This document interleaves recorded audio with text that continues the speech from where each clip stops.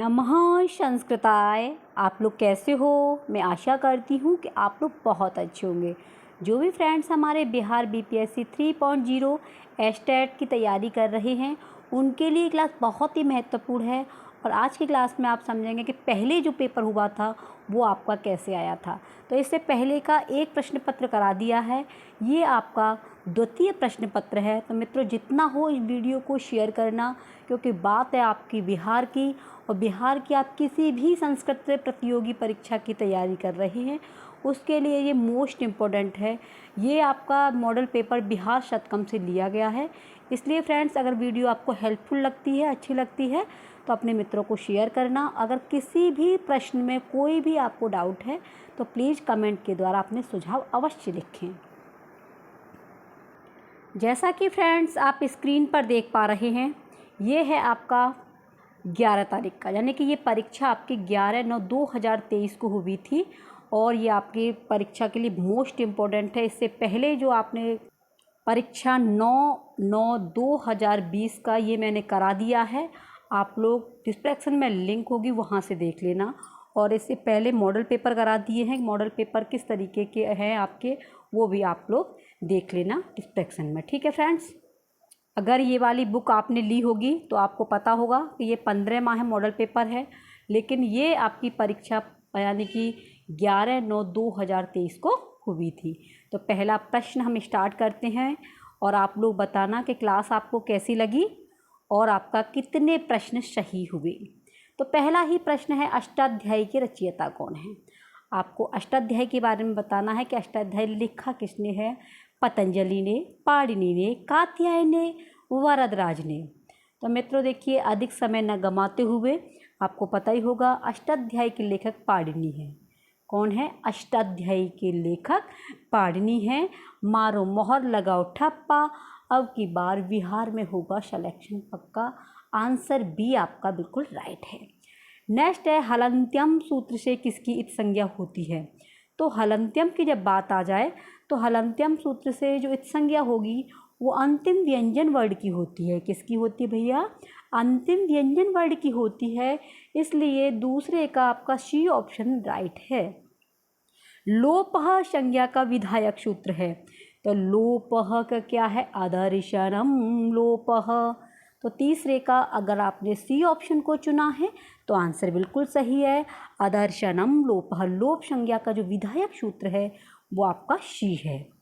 Next है, क से मतक के वर्णों को आपको पता ही है। जो क से मतक के जो वर्ण होते हैं इनको देखो, ना अंतस्थ बोलते हैं, ना महाप्राण, ना ऊष्म, क्या बोलेंगे इसे? स्पर्श बोलते हैं।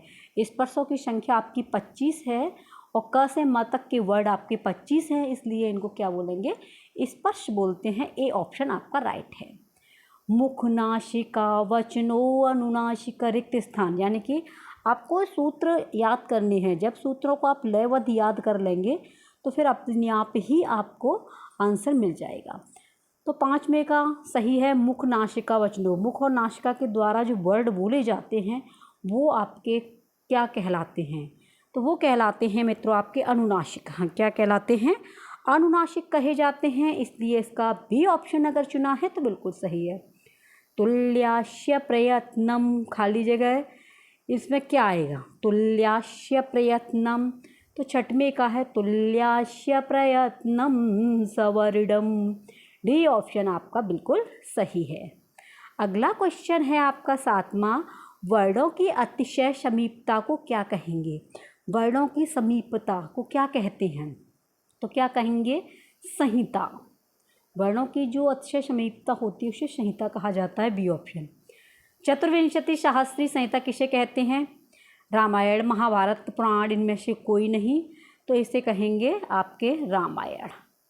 क्या कहेंगे? रामायण। रामायण में भैया 7 कांड हैं, ये भी याद रखना। कौन कौन से हैं ये आप लोग कमेंट में अवश्य बताया है। जो भी मित्र वीडियो देखते हैं और उनसे कहा जाता है कि आप लोग कमेंट में लिखा कर, तो मित्र देखिए लिखने से क्या होता है कि आपको वो कंठस्थ हो जाता है, फिर आप कभी भूलेंगे नहीं। इसलिए आप लोग जो भी आपसे क्वेश्चन पूछे जाते हैं उसके आंसर अवश्य कमेंट में लिखा करें। तो इसका सही आंसर है आपका ए। नेक्स्ट है, आदि काव्य किसे कहा जाता है? क्या रघुवंश को, रामायण को, महाभारत को, कुमार संभव को? नहीं, 9वें का सही है, रामायण को आदि काव्य कहा जाता है। बी ऑप्शन राइट है। रामायण में कितने कांड हैं? तो देखिए आपको पता ही है 7 कांड हैं। रामायण में 7 कांड हैं, बी ऑप्शन। नेक्स्ट है, रामायण में सबसे अधिक प्रयुक्त छंद है। तो रामायण में सबसे अधिक जो छंद का प्रयोग हुआ है वो किसका हुआ है? उपजाति का, वंशस्थ का, अनुष्टुप का या आर्या का? तो ये हुआ है आपका अनुष्टुप छंद का रामायण में सबसे अधिक प्रयोग हुआ है, अनुष्टुप। रामायण में अनुष्टुप छंद है, ठीक है, आपका सी ऑप्शन। अगला है आपका, रामायण में कितने श्लोक हैं? अभी आया था ना, अब इसमें आया है कितने श्लोक दिए गए हैं, अंकों में दिया गया है।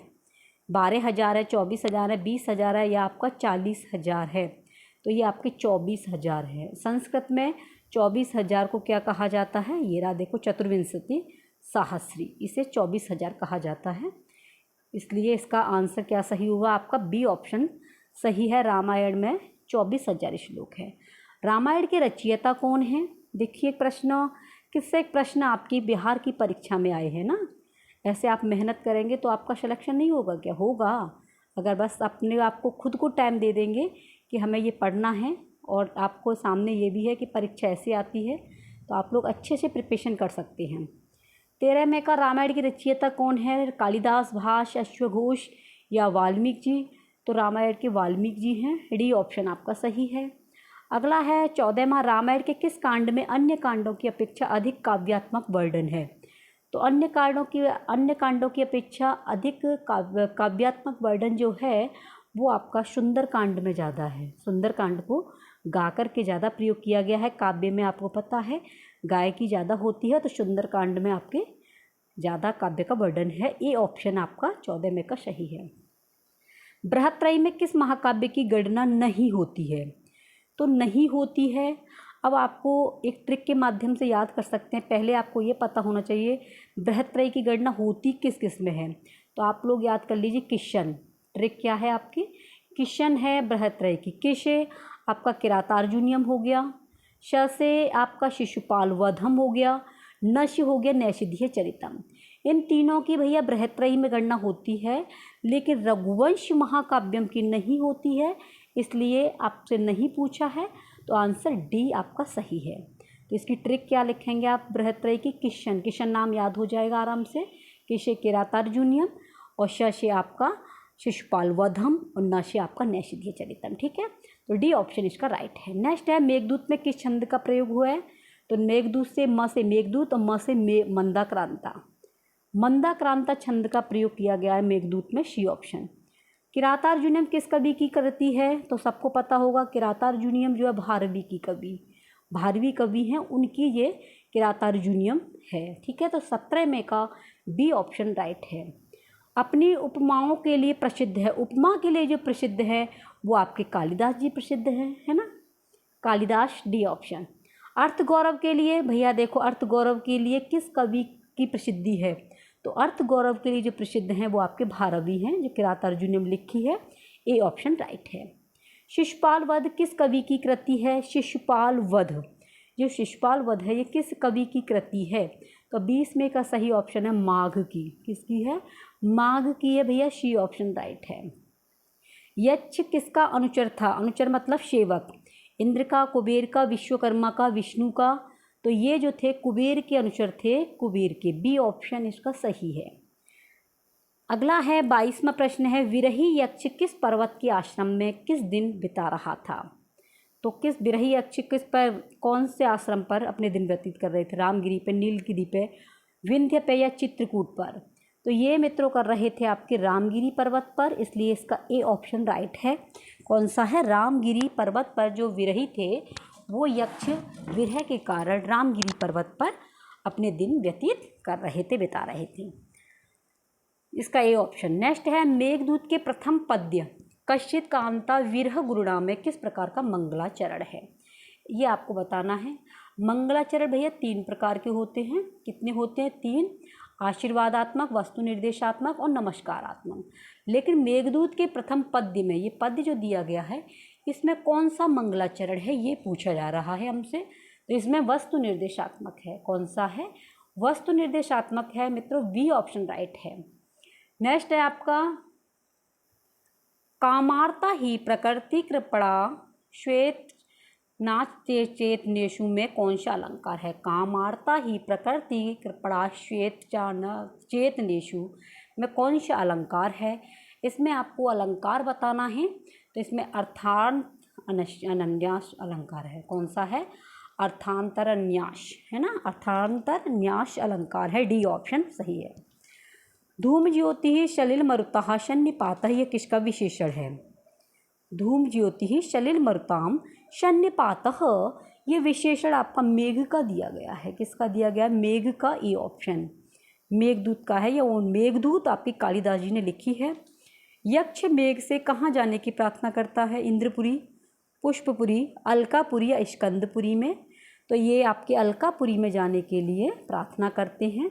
आपका सी ऑप्शन सही है। मेघदूत को आपको अच्छे से पढ़ना है। और मेघदूत क्या है? आपको देखो रघुवंश महाकाव्यम जितनी भी पुस्तकें लगी हुई हैं, आप लोग अच्छे से पढ़िए और प्रत्येक परीक्षा में ये महत्वपूर्ण है। अब इसमें जैसे आपने देखा कि मेघदूत से कितने क्वेश्चन आए हैं, अगर आपने मेघदूत को सारांश के रूप में अगर पढ़ा होगा तो आराम से इसके आंसर दे दिए होंगे। नेक्स्ट है निम्नलिखित में से कारक का अर्थ क्या नहीं है? कारक का अर्थ नहीं पूछा है। अब है कि पहले पता हो जाएगी, तो आप लोग बता दें। क्रिया निमित्ती है, क्रिया उपकारक है, क्रिया से अन्वित है, लेकिन क्रियाकर्ता से संबंधित है, अर्थकार नहीं है। तो 27 में का सी ऑप्शन है, कर्ता से संबंधित नहीं है, इसलिए सी ऑप्शन आपका राइट है। प्रातिपादिकार्थ में कौन सी विभक्ति होती है? तो प्रातिपादिकार्थ प्रथमा, 28 में का ए ऑप्शन राइट है। प्रातिपादिकार्थ प्रथमा विभक्ति का प्रयोग होता है, ए ऑप्शन। नेक्स्ट क्वेश्चन है आपका 29वां, संप्रदान कारक में कौन सी विभक्ति है? तो संप्रदान कारक में चतुर्थी विभक्ति का प्रयोग किया गया भैया, चतुर्थी का सी ऑप्शन। अधिकरण का चिन्ह कौन सा है? तो अधिकरण मैं पेपर, ठीक है। और काकी के रारिकर, ये संबंध का है। से के द्वारा तृतीया का है, को कर्म का है।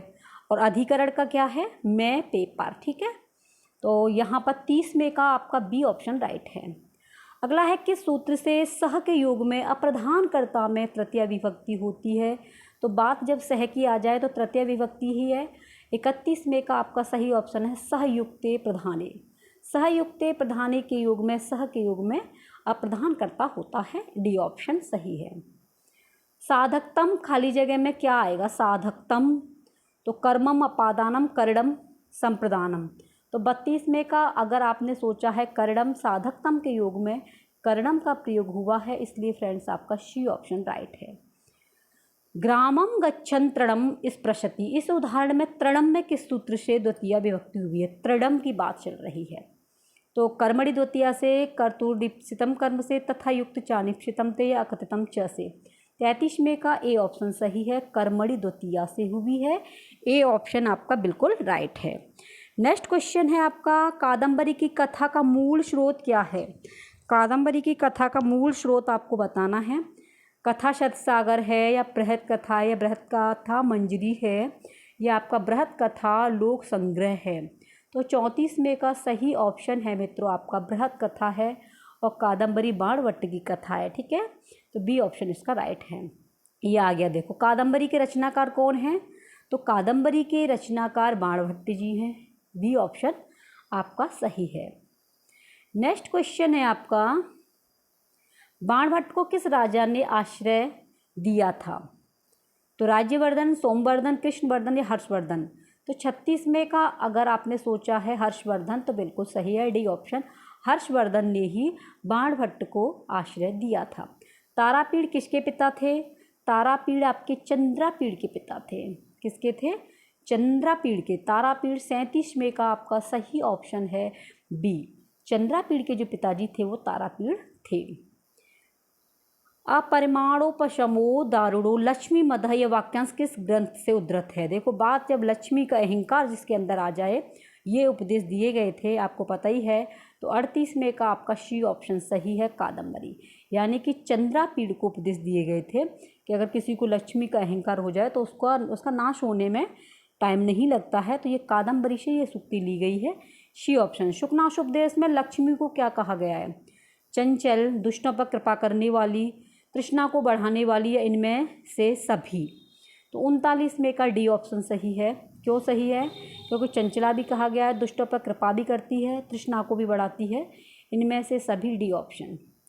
शुकनाशोपदेश में क्या वर्णित नहीं है? लक्ष्मी की चंचलता, युवावस्था के दोष, गुरु के उपदेश की महिमा, विंध्याटवी वर्णन। तो देखिए, लक्ष्मी की चंचलता वर्णन है, युवावस्था का है, गुरु के उपदेश की महिमा वर्णन है, नहीं है तो केवल विंध्याटवी वर्णन नहीं है, इसलिए आपका डी ऑप्शन राइट है। शिवराज विजय है। क्या है शिवराज विजय? तो शिवराज विजय मित्रों एक ऐतिहासिक उपन्यास है। क्या है? एक ऐतिहासिक उपन्यास है जो आपके ये ऐतिहासिक उपन्यास है, ठीक है, जो पंडित अंबिका दत्त व्यास द्वारा लिखा गया है। इसका ए ऑप्शन राइट है। नेक्स्ट है शिवराज विजय के रचनाकार, देख लिया आ गया। तो इसका कौन है? श्री अंबिका दत्त व्यास जी है। 42 का सी ऑप्शन सही है। नेक्स्ट है आपका 43वां, श्री अंबिका दत्त व्यास का जन्म किस राज्य में हुआ था? क्या बिहार में हुआ था, राजस्थान में, उत्तर प्रदेश में, बंगाल में? तो 43 में का राजस्थान है। पंडित अंबिका दत्त व्यास जी का जो जन्म हुआ था वो राजस्थान में हुआ था, इसलिए बी ऑप्शन सही है। शिवराज विजय में किस रस की प्रधानता है? शांत रस की, करुण रस की, वीर रस की, रौद्र रस की? तो 44 में का सी ऑप्शन सही है। वीर रस का इसमें वर्णन किया गया है, वीर रस ही इसमें प्रधान है शिवराज विजय में। अगला है शिवराज विजय का नायक कौन है? नायक रघुवीर सिंह, गौर सिंह, योगीराज या शिवाजी? तो 45 में का है डी ऑप्शन। शिवाजी जो है इसके नायक हैं, और नायक आपके 4 प्रकार के होते हैं। कौन कौन से होते हैं ये आप लोग बताइएगा, ठीक है। जितनी भी आपको वीडियो आपने क्लास देखी होंगी तो उसमें बताया भी है, तो आप लोग बताना कि नायक जो हैं 4 कौन कौन से हैं। शिवराज विजय का प्रारंभ किस दृश्य से होता है? संध्या वर्णन से, सूर्योदय वर्णन से, भारत दुर्दशा वर्णन से, या पर्वत वर्णन से?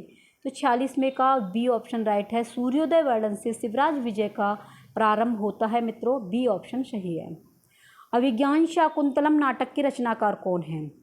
अभिज्ञान शाकुंतलम एक नाटक है जो कालिदास द्वारा लिखा गया है। 47 में का बी ऑप्शन राइट है।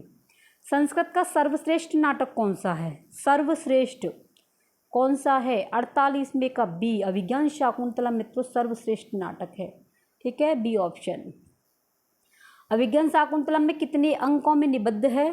तो अभिज्ञान शाकुंतलम आपके 7 अंकों में निबद्ध है, 7 अंकों में है ये, तो आपका सही ऑप्शन सी है।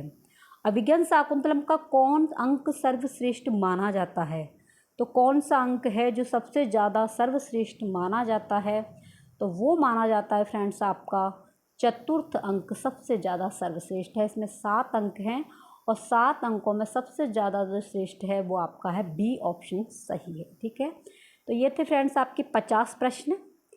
क्लास आपको कैसी लगती है प्लीज़ आप लोग कमेंट में अवश्य बताएं, और जितना हुआ करे फ्रेंड्स आप लोग सपोर्ट किया करो, अपने मित्रों को शेयर किया करो। आप किस ज़िले से वीडियो को वॉच कर रहे हैं ये भी आप बताइए, और क्लास में आप लोगों को अगर कोई त्रुटि नज़र आती है तो वो भी आप लोग बताएं, जिससे फ्रेंड्स आप लोग जितना शेयर करेंगे, व्यूज आते हैं तो थोड़ा क्या है अपने अंदर भी ऊर्जा आती है, अच्छा लगता है कि हमारे मित्र जो है संस्कृत भाषा को बहुत अधिक प्रेम करते हैं, और परीक्षा की दृष्टि से आपके लिए काफ़ी हेल्पफुल है।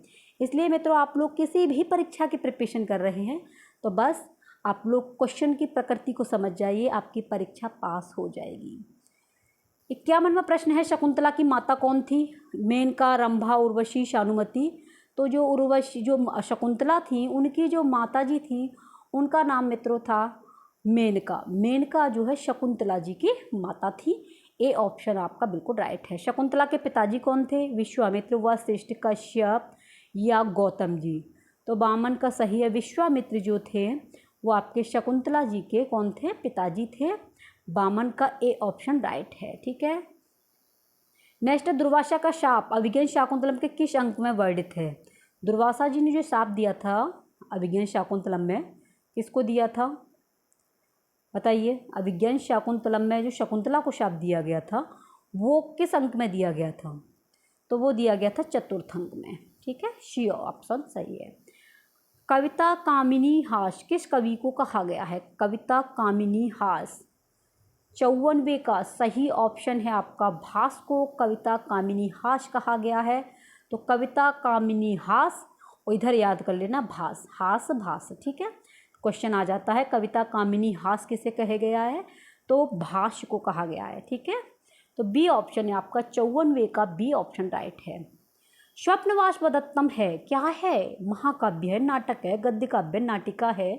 तो मित्रों 55 का बी है, स्वप्नवासवदत्तम एक नाटक है, इसलिए मारो मोहर लगाओ ठप्पा, अब की बार बिहार में होगा सिलेक्शन पक्का। बी ऑप्शन राइट है। स्वप्नवासवदत्त के नायक कौन है, दर्शक, उदयन, आरुणि, प्रद्युत राज। तो 56वें का सही ऑप्शन है आपका उदयन। उदयन जो है ये स्वप्नवासवदत्तम के नायक हैं। उदयन किस देश के राजा थे, तो मित्रों उदयन जो थे वो आपके वत्स देश के राजा थे। किसके थे, 57वें का शी है, वत्स देश के राजा थे। कौन, उदयन।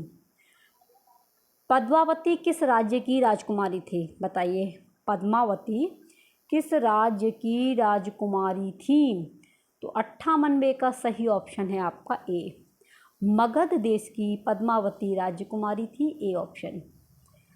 अगला है 59वां है, उदयन के प्रधानमंत्री का नाम क्या था। उदयन के जो प्रधानमंत्री थे उनका नाम क्या था, योगेंद्र पुष्पक, आवर्तक या रुमड़वान। तो 59वें का सही ऑप्शन है आपका योगेंद्र जो थे वो उदयन के प्रधानमंत्री थे, इसलिए इनका ए ऑप्शन। किस ग्राम के अग्निदाह में वासवदत्ता जल मरी, बताइए। अग्निदाह में वासवदत्ता जल मरी थी, अवंती में, लावाड़क में, राजगृह में या चंपा में। तो 60वें का बी ऑप्शन, लावाड़क में वासवदत्ता जल मर गई थी, तो आपका बी ऑप्शन सही है।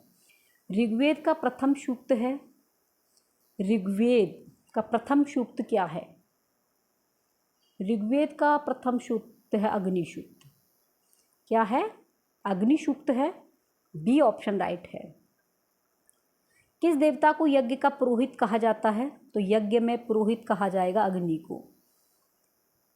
प्रश्नों को समझ लीजिए, किस देवता को यज्ञ का पुरोहित, तो यज्ञ में अग्नि का विशेष महत्व रहता है, इसलिए अग्नि को ही यज्ञ का पुरोहित कहा जाता है, ए ऑप्शन।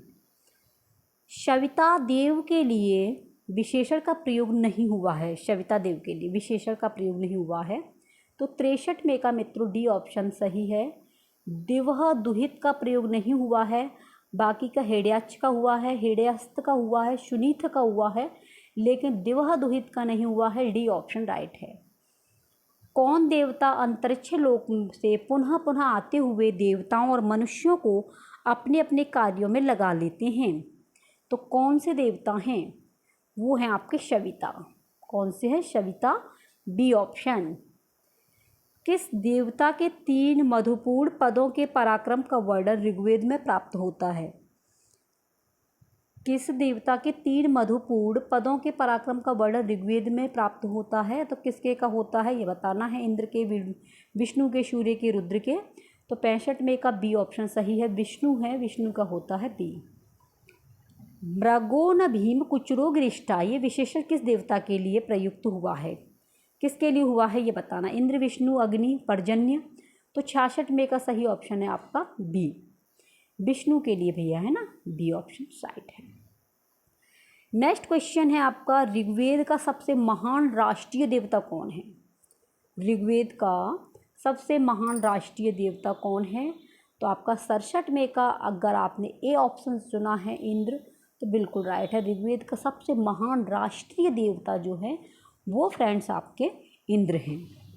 राम शब्द की द्वितीय विभक्ति बहुवचन का रूप क्या होगा, तो आपको याद ही होगा, रामा रामू रामः, रामः रामू रामान। तो 68वें का क्या होगा, 68वें का आपका सही ऑप्शन है बी, रामान, बी। लतायाम किस विभक्ति का रूप है, लतायाम आपको देखो शब्द रूप याद करने हैं, धातु रूप भी याद करने हैं। तो लतायाम मित्रों आपका जो सप्तमी विभक्ति का रूप है, किसका है, सप्तमी का, डी ऑप्शन। साधु शब्द का पंचमी विभक्ति एक वचन रूप क्या होगा, साधु शब्द का पंचमी विभक्ति एक वचन पूछ रहा है, तो 70वें का सही ऑप्शन है साधोह, क्या होगा, साधोह, एक मात्रा और विसर्ग, बी ऑप्शन आपका सही है। अगला है फल शब्द का तृतीय विभक्ति से लेकर सप्तमी विभक्ति तक रूप किसके अनुसार होते हैं? फल के, राम के, लता के, मुनि के, साधु के। तो 71 में का ए होता है मित्रों, देख लेना आप, अगर आपने पढ़े होंगे, याद किए होंगे। जब फल नपुंसक लिंग है लेकिन तृतीय विभक्ति से लेकर सप्तमी विभक्ति तक इसके रूप राम की तरह चलते हैं, है ना। ए ऑप्शन इसका राइट है। गौ शब्द का षष्ठी विभक्ति बहुवचन रूप क्या होगा? गौ का, तो 72 में का है डी, गवाम। क्या होगा? गवाम बिल्कुल राइट है आपका, 72 का डी ऑप्शन सही है। नद्यई किस विभक्ति वचन का रूप है? नद्यई, तो नद्यई है आपका शी ऑप्शन, चतुर्थी विभक्ति एक वचन।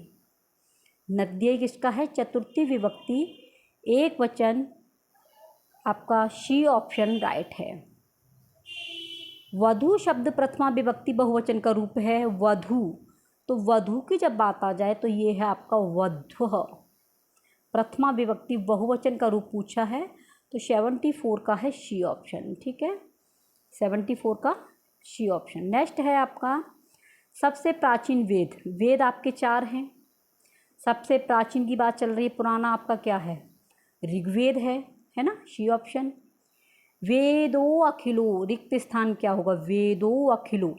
76 में का है वेदो अखिलो धर्म मूलम, वेदो अखिलो धर्म मूलम। 76 में का बी ऑप्शन सही है। शौनक चरण व्यूह के अनुसार ऋग्वेद की कितनी शाखाएं हैं? ऋग्वेद की शौनक चरण व्यूह के अनुसार पूछी है, तो 77 में का मित्रों आपका बी ऑप्शन सही है। 5 शाखाएं हैं ऋग्वेद की, कितनी है? 5 शाखाएं हैं, तो 77 का बी।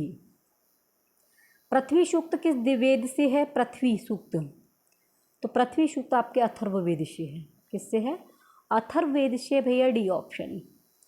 यजुर्वेद के मंत्रों का संकलन किस ऋत्विक के लिए किया जाता है? यजुर्वेद, तो यजुर्वेद का जो वर्णन है वो आपके अथर्वियों के लिए किया जाता है, बी। संगीत विषयक तत्वों का विस्तृत विवेचन, तो संगीत का आपको पता ही है, संगीत से संबंधित जो वेद है वो आपका सामवेद है, तो सामवेद में संगीत विषय के तत्वों का अधिक वर्णन किया गया है, सी ऑप्शन। माहेश्वर सूत्रों की संख्या कितनी है? 14 है। कितनी है? 14, डी ऑप्शन। हल प्रत्याहार के अंतर्गत कौन से वर्ड आते हैं? हल के, तो हल की बात आ जाए आपको पता ही है, हल के अंतर्गत आपके व्यंजन आते हैं और अच के अंतर्गत आपके स्वर आते हैं, तो यहाँ पर आंसर आपका ए बिल्कुल सही है। नेक्स्ट क्वेश्चन है मित्रों आपके 83 में प्रश्न है, अच का तात्पर्य। देखो आ गया ना, अच का तात्पर्य क्या है? तो अच का है स्वर वर्ड। अक प्रत्याहार के अंतर्गत कौन से वर्ड आते हैं? अक की बात चल रही है, तो अक के अंतर्गत कौन से वर्ड आते हैं ये आपको बताना है। तो इसके अंतर्गत आते हैं अ ई उ रिल र, अ ई उ रिल र, 5 आते हैं, सी ऑप्शन आपका सही है। अगला क्वेश्चन है प्रत्याहार का संज्ञा का विधायक सूत्र। विधायक माने बड़ा सूत्र कौन सा है प्रत्याहार संज्ञा का? तो 85 में ये का है आतिरंत्येन संहिता। 85 में का ए ऑप्शन सही है, यही प्रत्याहार संज्ञा का विधायक सूत्र है, आतिरंत्येन संहिता, ए ऑप्शन सही है। पद विधि किस पद की होती है? पद विधि, तो पद विधि आपकी होती है संक्षिप्तता की। किसकी होती है? संक्षिप्तता की होती है मित्रों, ए ऑप्शन आपका राइट है। समास का क्या अर्थ होता है? संक्षिप्तता। एक पदी भाव ए और बी दोनों, इनमें से कोई नहीं, तो इसमें से संक्षिप्तता होती है, एक पदी भाव होता है, इसलिए सी ऑप्शन आपका राइट है। कथ्यते खाली जगह इष्टार्थ व्यवच्छिन्नता पदावली, इसमें क्या आएगा? नाटक आएगा, भाष्यम आएगा, काव्यम आएगा, रूपकम आएगा, तो 88 में का है काव्यम, सी ऑप्शन आपका राइट है। साक्षात सांकेतिक अर्थ क्या है? साक्षात सांकेतिक अर्थ क्या है? वाच्यार्थ, लक्ष्यार्थ, व्यंग्यार्थ या तात्पर्यार्थ। तो 89 में का मित्रों अगर ए ऑप्शन आपने चुना है बिल्कुल सही है, वाच्यार्थ सही है, ए ऑप्शन। 90वां प्रश्न है, आचार्य मम्मट के अनुसार काव्य के कितने प्रयोजन हैं। आचार्य मम्मट के अनुसार काव्य के आपको प्रयोजन बताने हैं। 4 हैं, 6 हैं, 5 हैं या 7 हैं। तो ये आपके 6 हैं। आचार्य मम्मट के अनुसार काव्य के जो प्रयोजन हैं वो आपके 6 हैं, इसलिए 90 का बी ऑप्शन आपका राइट है। उत्तम काव्य में किसकी प्रधानता होती है? तो देखिए, उत्तम काव्य की जब बात आ जाए तो व्यंग्यार्थ की इसमें प्रधानता होती है। आपका सी ऑप्शन राइट है। गुणीभूत व्यंग्य काव्य में क्या गौड़ होता है? क्या गौड़ होता है? तो ये होता है आपका व्यंग्यार्थ। क्या होता है? Vyangyarth, A option. शब्द की स्वाभाविक शक्ति कौन है? शब्द की स्वाभाविक शक्ति कौन है? तो 93 का है अविधा। क्या है? अविधा, ए ऑप्शन। काव्य में पद संघटना को क्या कहते हैं? काव्य में पद संघटना को क्या कहा जाता है? तो 94 का है आपका बी, रीति कहा जाता है। क्या कहा जाता है? डी ऑप्शन राइट है आपका, रीति कहा जाएगा। काव्य में जो पद संघटना होती है उसे रीति कहा जाता है। निम्नलिखित में से कौन शब्द अलंकार नहीं है? तो देखिए, अलंकार पूछा है, इसमें से शब्द अलंकार अगर आपको पता होगा तो बताएंगे कि कौन कौन सा है। अब इसमें पूछा है नहीं है, तो सबसे पहले देखो, अनुप्रास अलंकार शब्द के अंतर्गत आता है, श्लेष आता है, यमक आता है, लेकिन उपमा नहीं आता, ये अर्थालंकार के अंतर्गत चला जाता है। तो शब्द अलंकार में नहीं है, वो आपका उपमा अलंकार नहीं है मित्रों, इसलिए ए ऑप्शन आपका सही है। नेक्स्ट है 96वां है, किस अलंकार में स्वर वर्णों में विभिन्नता होने पर भी व्यंजन वर्णों में सादृश्य होता है, एकता दिखाई देती है? तो 96 का है अनुप्रास अलंकार, है ना, अनुप्रास अलंकार होता है, सी ऑप्शन। उपमा अलंकार के कितने तत्व होते हैं भैया? तो उपमा अलंकार के 4 तत्व होते हैं। कितने होते हैं?